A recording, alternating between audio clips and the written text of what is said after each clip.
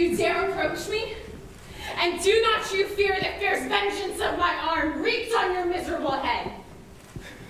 Begone, vile insect. Or rather stay, that I may trample you to dust. And oh, that I could, with the extinction of your miserable existence, restore those victims that you so diabolically murdered. I expected this reception. All men hate the wretched. How then must I be hated who am miserable beyond all living things? Yet you, my creator, detest and spurn me, thy creature, to whom that are bound by ties only dissoluble by the annihilation of one of us. You purpose to kill me. How dare you sport thus with life? Do your duty towards me, and I will do mine towards you and the rest of mankind. If you will comply with my conditions, I will leave them and you at peace. But if you refuse, I will glut the maw of death until it be satiated with the blood of your remaining friends. Abhorrent monster! Fiend that thou art. The tortures of hell are too mild a vengeance for thy crimes. Wretched devil, you reproach me with thy creation.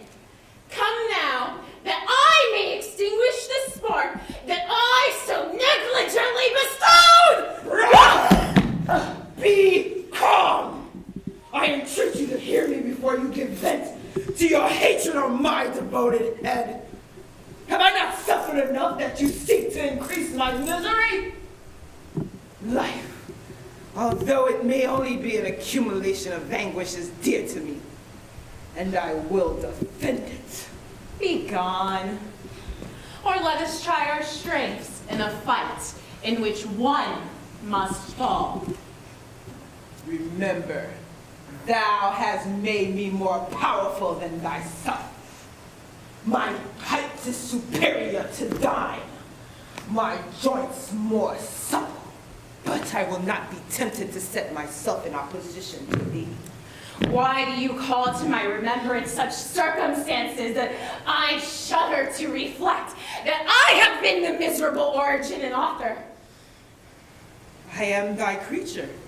I will be even mild and docile to my natural lord and king, if thou wilt also perform the part the which thou owest me. O Frankenstein, be not equitable to every other and trample upon me alone, to whom thy justice and even thy clemency and affection is most due. Begone! I will not hear you! There can be no community between you and me. We are enemies. Remember that I am thy creature. I ought to be thy Adam, but rather I am the fallen angel whom thou drivest from joy for no misdeed. Cursed wretched devil! Cursed be the day in which you first saw light. Cursed, although I curse myself, be the hands that formed you! I was benevolent and good. Misery made me a fiend. How can I move thee? Will no entreaties cause thee to turn a favorable eye upon thy creature, who implores thy goodness and compassion? Oh, believe me, Frankenstein, I was benevolent. My soul glowed with love and humanity. But am I not alone, miserably alone? You, my creator, abhor me. What hope can I gather from your fellow beings who owe me nothing? They spurn and hate me. These desert mountains and dreary glaciers are my refuge. I've wandered here many days. The caves of ice, which I only do not fear, are a dwelling to me, and the only one which man does not grudge. These bleak skies are hell, for they are kinder to me than your fellow beings. If the multitude of mankind knew of my existence, they would do as you do and arm themselves for my destruction. Shall I not then hate them who abhor me? I will keep no terms with my enemies. I am miserable, and they shall share my wretchedness. You have made me wretched beyond expression. You have left me no power to consider whether I am just to you or not. Yet, it is in your power to recompense me and deliver them from an evil which surely remains for you to make so great that not only you and your family, but thousands of others shall be swallowed up in the whirlwinds of its rage. Let your compassion be moved, and do not disdain me, Frankenstein. You would, with a satisfied conscience, destroy your own creature. Oh, praise the eternal justice of man! Yet, I ask you not to spare me. Listen to me, and if you can, and if you will, destroy the work of your hands. Begone! Relieve me from the sight of your detestable form.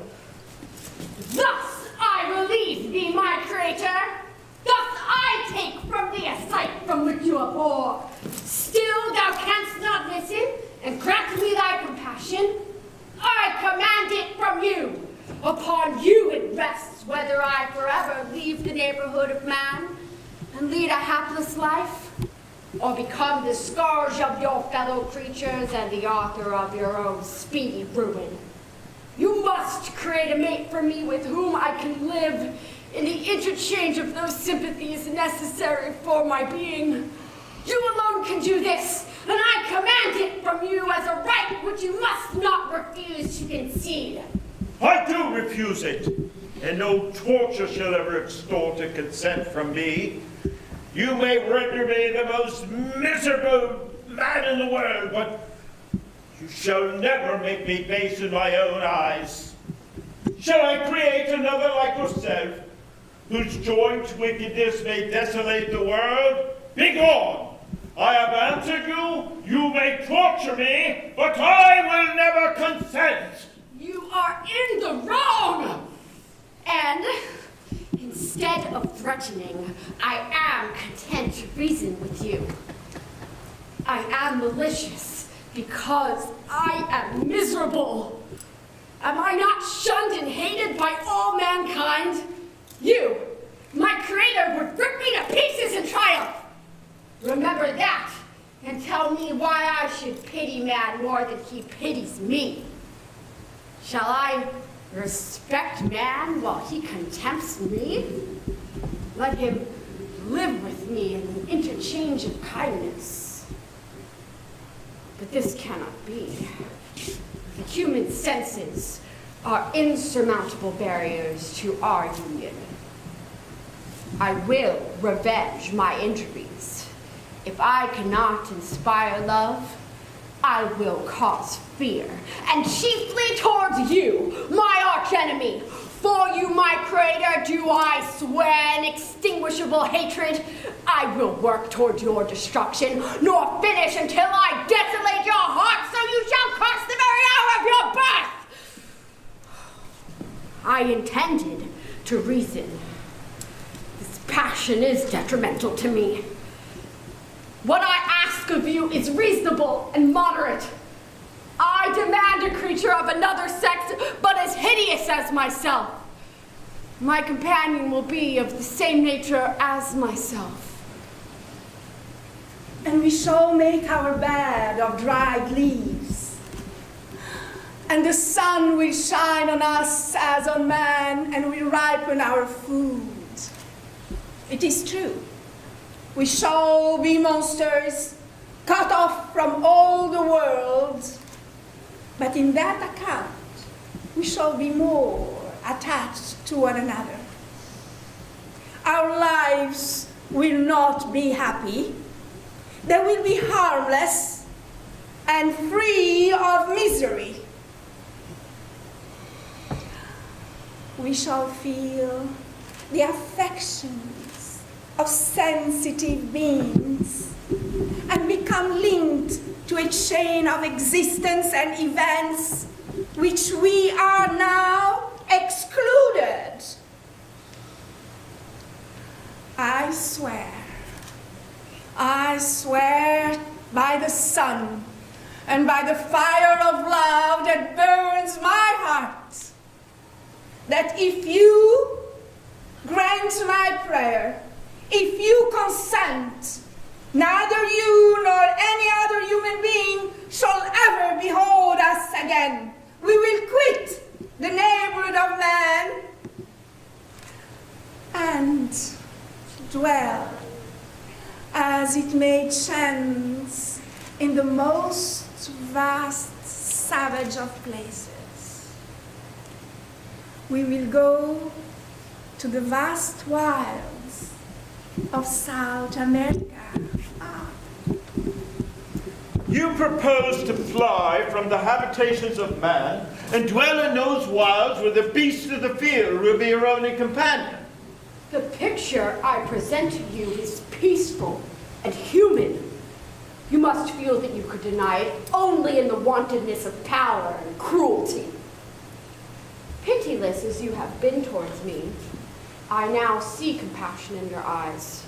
Let me seize this favorable moment and persuade you to promise what I so ardently desire. How can you, who long for the love and sympathy of man, persevere in this exile? Seek their kindness and you will be met with their detestation. Your evil passions will be renewed and you will then have a companion to aid you in your task of destruction. This may not be. Cease to argue the point, for I will not consent. How inconsistent are your feelings! But a moment ago you were moved by my representations. Why do you again harden yourself towards my complaints? I swear to you, on the earth which I stand, and by you that made me, with the companion you bestow, my evil passions will have fled, for I shall be met with sympathy. My life will flow quietly away, and in my dying moments, I shall not curse my Maker. You swear to be harmless, but have you not already shown a degree of malice that should reasonably make me distrust you? And may not even this be a feint to increase your triumph by affording a wider world for your victory? I must not be trifled with, and I demand an answer! If I have no ties and no affections, misery and vice must be my portion. My vices are the children of a forced solitude which I abhor. All right, I consent to your demands on the solemn oath that you quit Europe forever and any other place in the neighborhood of man, as soon as I deliver into your hands a mate who will accompany you into your exile. Fear not. When you are ready, I shall appear.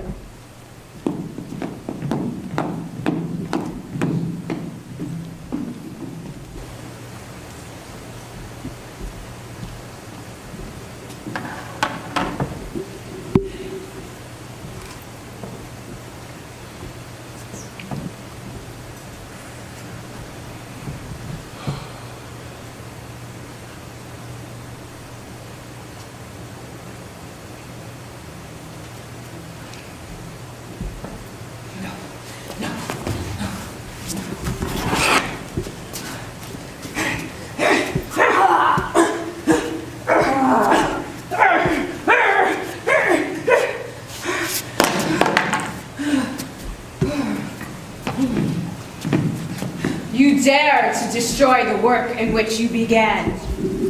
What is it that you intend?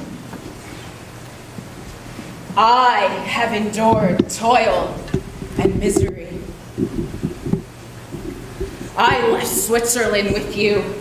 I crept along the shores of the Rhine, along the Willow Islands, and over the summits of its hills.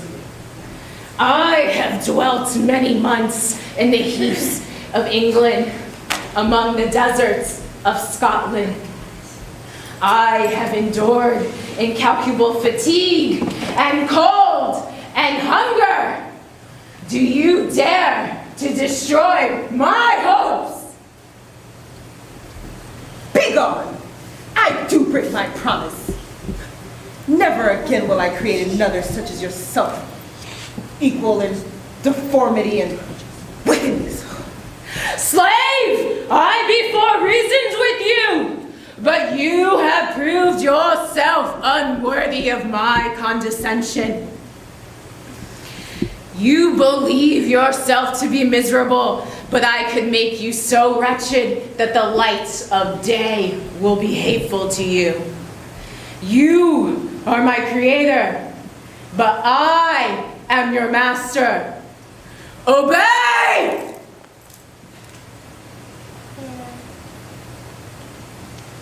The hour of my resolution is past, and the period of your power is arrived.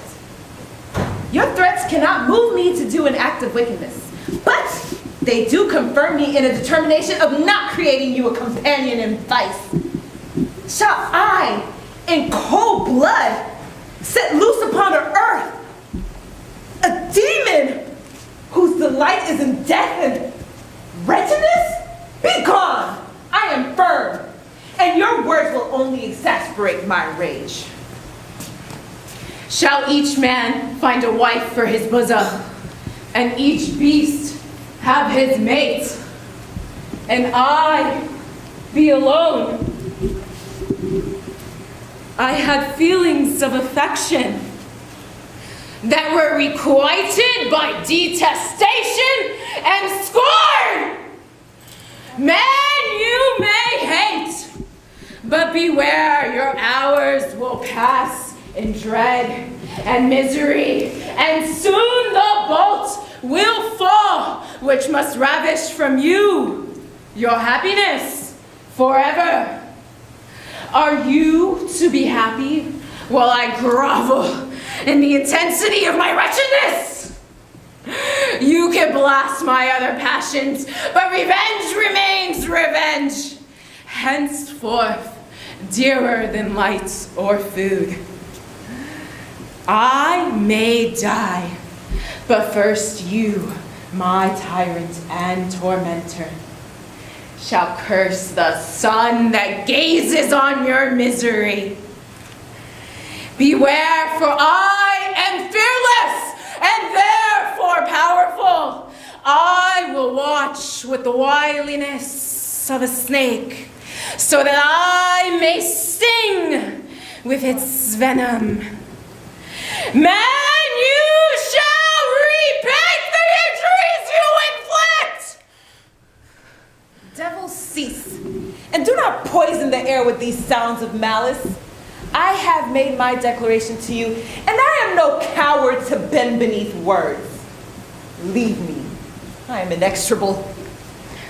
It is well. I go.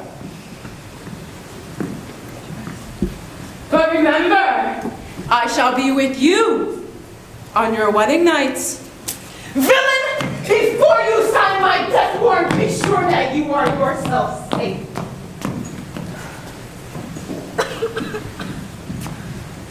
On the sacred earth on which I kneel, by the shades that wander near me, by the deep and eternal grief that I feel, I swear, and by thee, O night, and the spirits that preside over thee, to pursue the demon who caused this misery until he or I shall perish in mortal conflict. I call on you, spirits on the dead, and on you, wandering ministers of vengeance, to aid and conduct me in my work. Let the cursed and hellish monster drink deep of agony.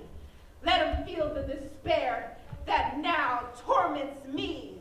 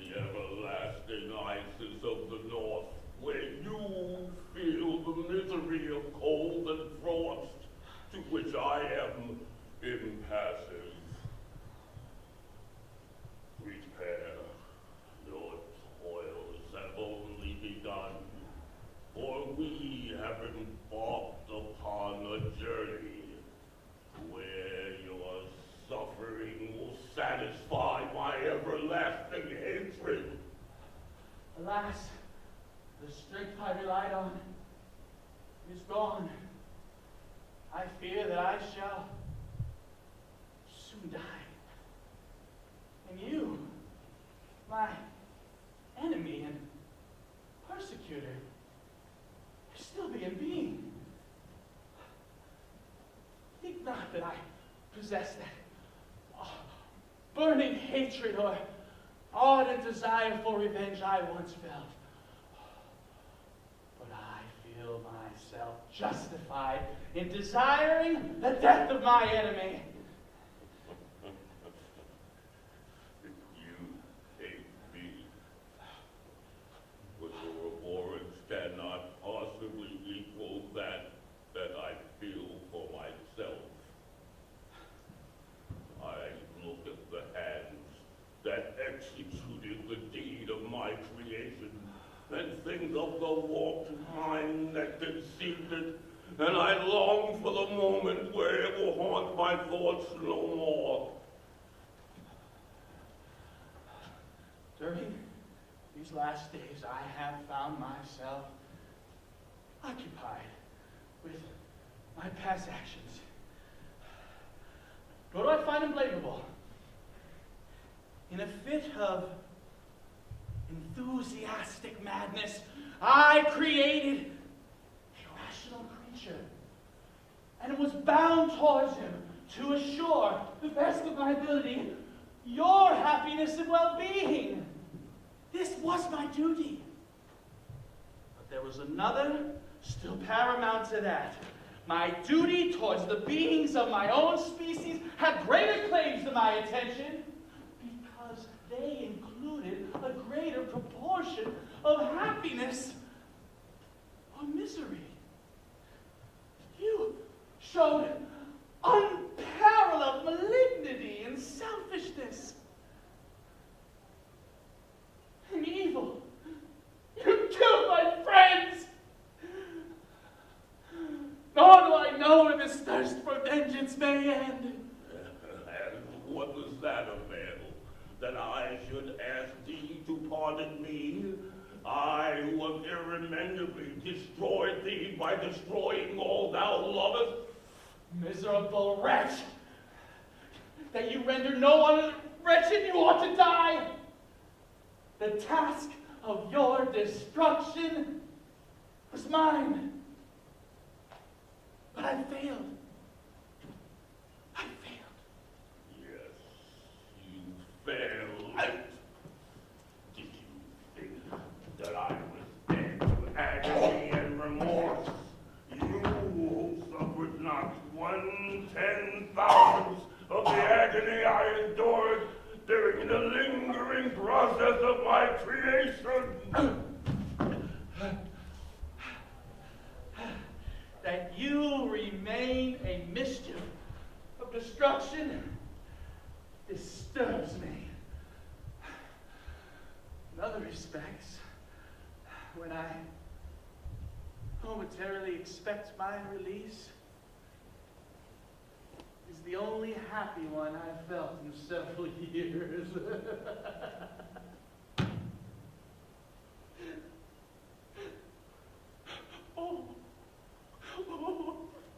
The foes of the beloved dead, they flit before me. I hasten to their arms.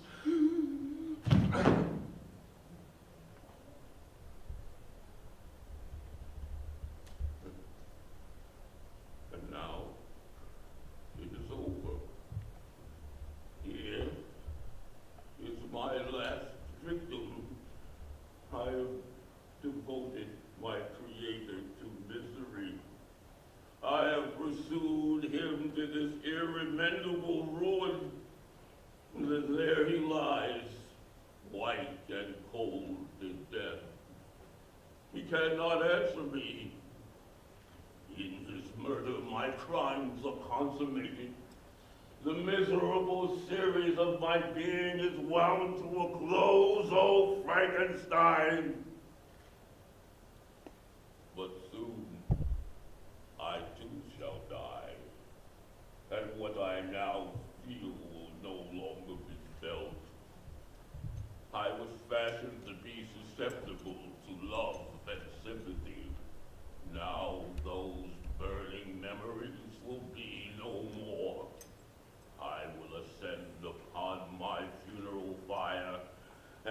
engulfed in the misery of its torturing flames. The lights of that fire will soon fade away, and my ashes will be blown into the sea by the winds. And at last, my spirit will rest in peace. Farewell.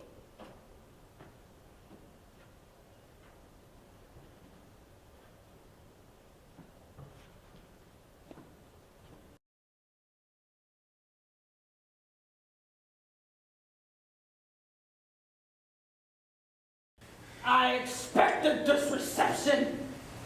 All men hate the wretched. Begone! I do break my promise. There can be no community between you and me. Slave, I before reasons with you. Cease to argue the point, for I will not consent. You, my creator, would rip me to pieces in triumph. We will go to the vast wilds. And I long for the moment where it will haunt my thoughts no more.